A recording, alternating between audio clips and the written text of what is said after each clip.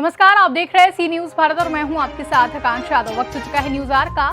रुक करेंगे इस वक्त खास खबर की तरफ, जहां शामली में पहुंचकर सपा के पूर्व राज्य मंत्री सुधाकर सिंह कश्यप ने कहा कि सभी पार्टियों ने कश्यप समाज के लोगों को ठगने का काम किया है। भाजपा सरकार समाज को गुमराह कर रही है।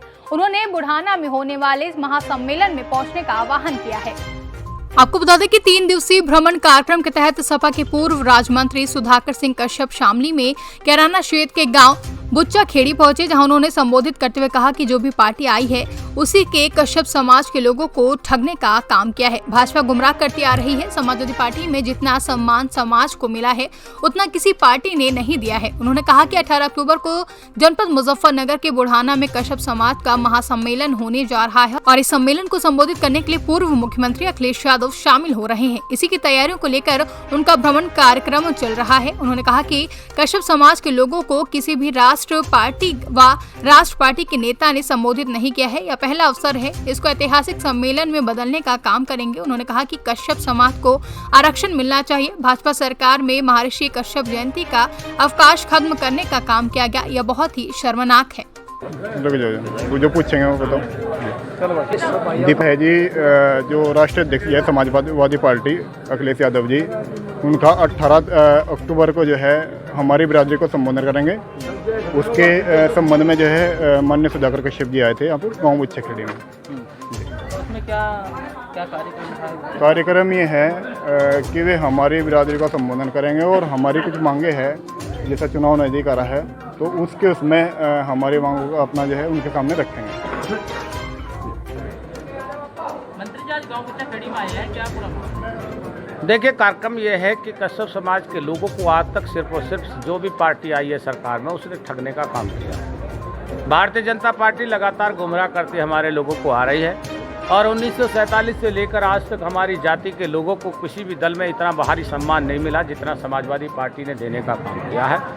समाजवादी पार्टी के राष्ट्रीय अध्यक्ष माननीय अखिलेश यादव जी ने हमारे समाज को बहुत भारी सम्मान देते चले आए हैं, चाहे सरकार की भागीदारी में दिया हो, चाहे हमें ताला बारू मोरक के पट्टों में देने का काम किया हो।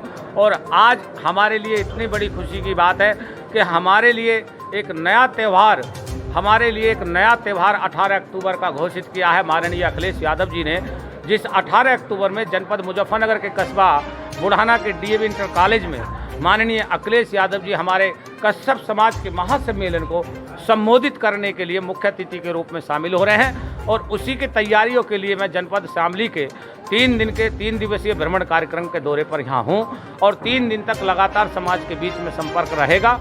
और यही हमारा आग्रह है, क्योंकि आज तक भी हमारी जाति के 1947 से लेकर आज तक भी हमारी जाति के लोगों को, हमारे कश्यप समाज की जात के लोगों को किसी भी राष्ट्र पार्टी ने और किसी भी राष्ट्र पार्टी के नेता ने संबोधित नहीं किया है। ये पहला अवसर है हमारे लिए कि जो हम लोग अपनी बड़ी तादाद में जनपद मुजफ्फरनगर के कस्बा बुढ़ाना के डीएवी इंटर कॉलेज को ऐतिहासिक सम्मेलन में बदलने का काम करेंगे। इसी के उसमें हम लोग भ्रमण कार्यक्रम पर है। सम्मेलन में मांगे क्या रहेगी?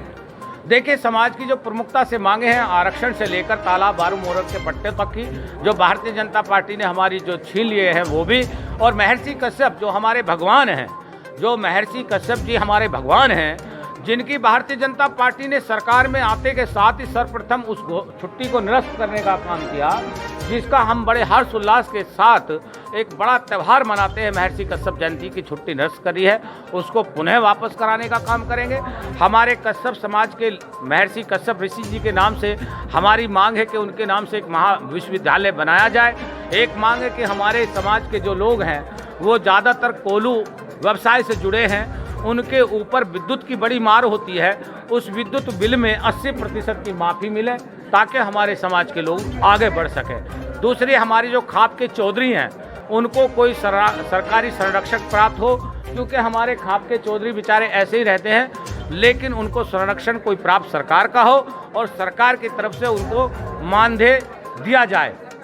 प्रति वर्ष महीने के हिसाब से उनको कुछ ना कुछ वेतन भी। शामली से सी न्यूज संवाददाता मोहम्मद इकरार की रिपोर्ट। फिलहाल के लिए इतना ही। देश और दुनिया की बड़ी खबरों के लिए बने रहें सी न्यूज भारत के साथ।